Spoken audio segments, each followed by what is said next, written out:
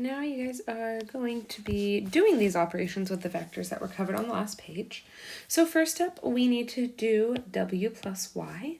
So for a, we're looking at w and y. So what we're going to do is write w plus y equals, and we're going to follow the rule of thumb. So we're going to take -4 and add it to 2,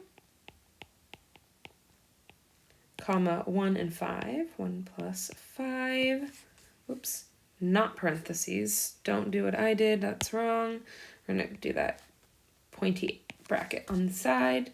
This is -2, 6, and that's added together. That is the vector w plus y added together.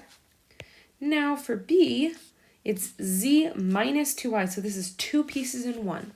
We have z, and we're going to subtract 2y from it. So first step, we need to do 2y.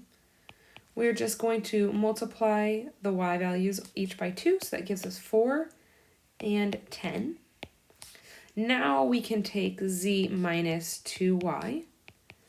So that is -3 and then -4 for that first piece.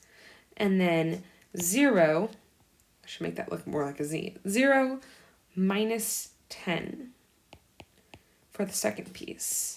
This gives us -7, -10 for z minus 2y.